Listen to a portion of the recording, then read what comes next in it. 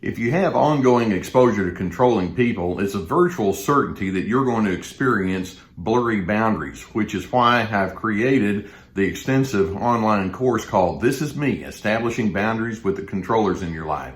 There's a link below that will give you all of the details, and I hope that you would find it therapeutic.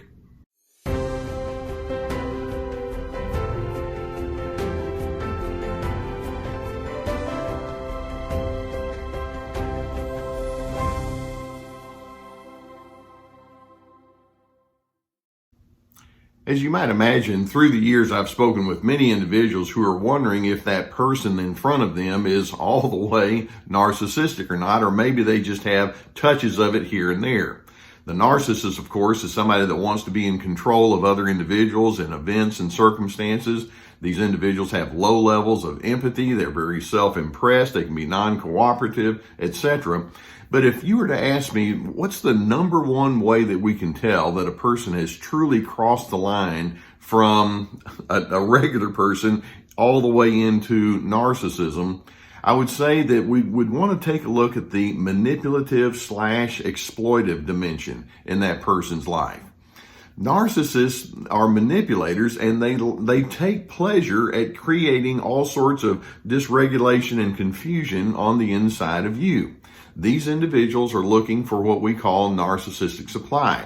They want you to act in certain ways that allows them to walk away saying, see, I am the best, which is why I should have more privileges and I need to be the one that calls the shots. So to that effect, I want to identify 8 different ways that narcissists can find pleasure at your expense in their own manipulative, exploitive kind of way. Now, the first thing I want to identify is narcissists like being feared. Now, with the overt narcissists, they don't leave a lot to the imagination. They can be bullies, they can be intimidating and overwhelming, and they let it be known through threats and accusations. If you mess with me, it's going to be real bad news for you. And so they like it. They enjoy it when other people begin to cower to them and go along with them just to keep them off their backs. The covert narcissist may not be quite as obvious, but they too like it when they're feared.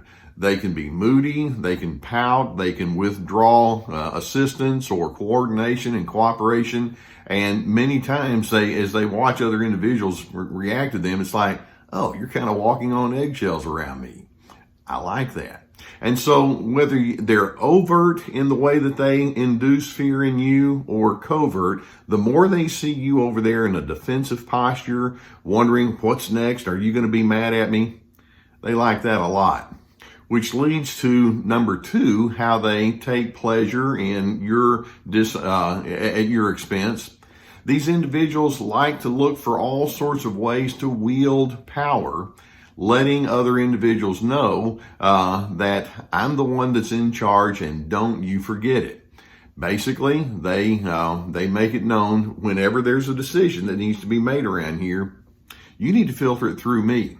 And so they can be very free in giving you advice that you didn't ask for. They can try to force you to do things in their kind of way, and they can be stubborn and relentless in the way that they engage with you. And finally, they take delight when they realize that you're over there thinking, okay, whatever it takes, you're in charge, you're in control, I'm not going to change you anyway.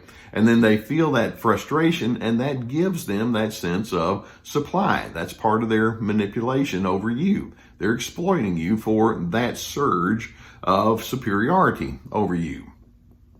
A third way that they can exploit and manipulate you, and I dare say that you'll shake your head at this one, they enjoy watching you decompose in your own anger.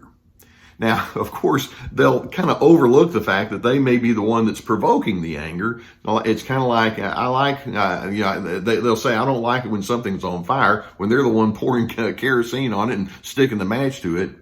Narcissists can be provokers in the sense that they can be argumentative and they can be dismissive toward you. And over time, it just creates this ongoing sense of agitation and impatience and irritability on your side. And then finally, when you blow, then they can say, gotcha. Look at how awful you're acting. Now, of course, they can have their anger issues, but that's different. They can blow and they can be overbearing and yelling and screaming and all the rest, or have contempt, etc. But they have a good excuse for it. But when you decompose emotionally with your anger, it's like, I've got you going, and this proves once again why I need to be at the top of the stack. A fourth way that they can find their own pleasure at your expense is they can portray themselves as a misunderstood good person. There are so many times when they've had their engagements with you kind of off to the side or in whatever interactions you have, and then over here with their friends or coworkers or family members or people in a social circle, they can kind of let it be known, yeah, we really have had our disruptions, and things haven't always been all that good between me and this other person. I don't know. I've done everything I can to try to get along with that person. I bend over backwards trying to be helpful, and they just don't seem to get it. You know, we've had all sorts of discussions about how things could go better, and I've tried to explain things, but I'm just dealing with somebody whose head is just in the wrong place. And then as they watch you over there thinking, no, that's not the way it is at all, then they can talk to their friends and allies and say, see what I'm saying? They just don't get it. They have no insight, no awareness whatsoever. And they can portray themselves as the good guy or the good person in the scenario, and you're over there just making their life miserable, and they just love it when you're over there squirming saying, no, that's not it at all. You ought to hear my story. And it's like, they're constantly trying to invalidate me. I don't get it, but that's you see now what I'm up against? That's part of their manipulation over you, and they take a great deal of delight in that one. A fifth way that they can take delight in manipulating you is they can actually take what I just said a step further, and they can provoke friends and families or people that we might refer to as your allies to turn against you. Actually, not only can they try to make themselves out to look like a misunderstood person, but then quietly they might say some things like, there are things that only a few people know about that person over there.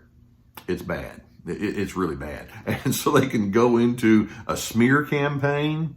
They can ridicule you, and then we go back to, then you become dysregulated, and before you know it, you're acting in a frustrated kind of way. And then they can go back and report to their people, I'm dealing with somebody that's just plain cuckoo. And I think that you need to think twice about some of the things that you do with that person, because just as I thought that was a nice individual, I found out very different. You're going to find the same thing, and they can actually run a campaign against you. And when they sense that the people that used to be friends of yours begin having doubts about you, it's like, I'm doing it, aren't I?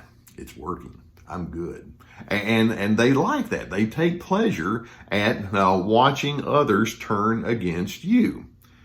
Now, a sixth thing that we can say that is part of their manipulation is they enjoy creating an awkward discomfort in just routine kinds of matters.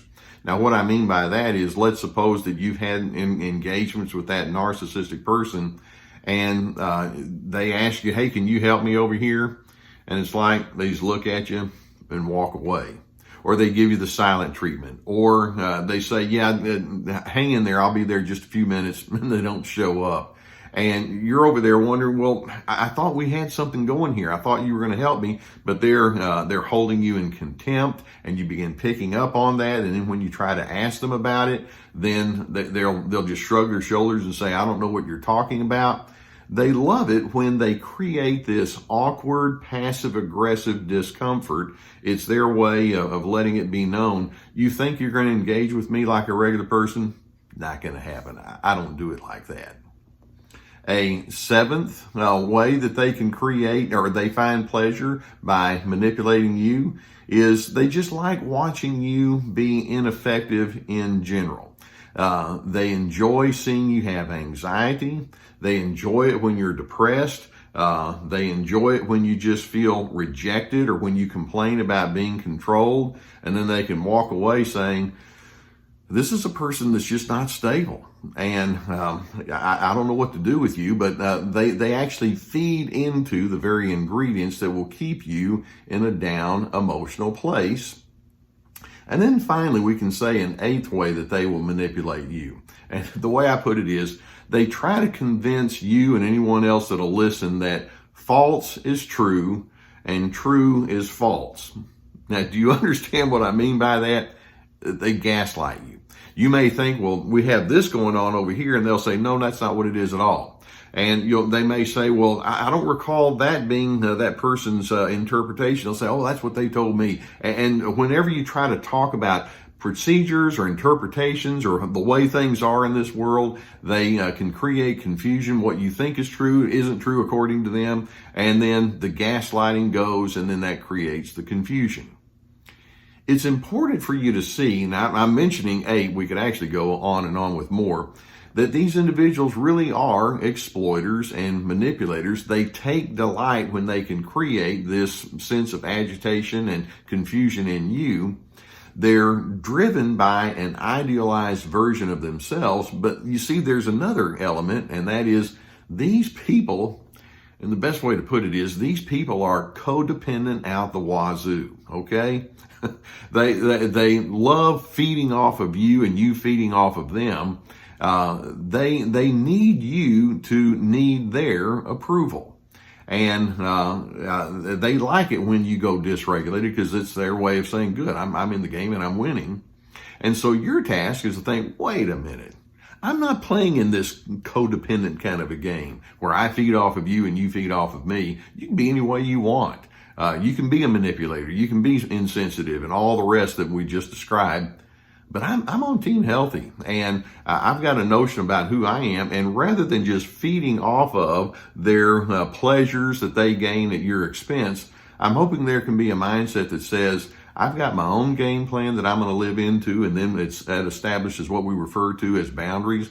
I'll just stay functional with that narcissistic person if that's the way they're going to be. I see it now that I see that exploitive kind of ingredient that they operate with. And then as best as I can, I'm pulling away from a person like this. If someone is willing to exploit you for their own personal pleasures and then turn around and try to make themselves out to be the better person, I think that's a rather sick way to do relationships. And so I'm hoping your response is going to be, I'm opting out.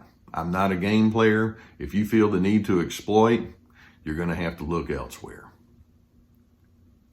I hope that videos such as this give you some good insight as to what you're dealing with. If you've not already subscribed, I would encourage you to hit that subscribe button. There'll be a notification bell. Hit that. It's not going to ring, but hit it anyway. We can get more notifications to you about videos coming along.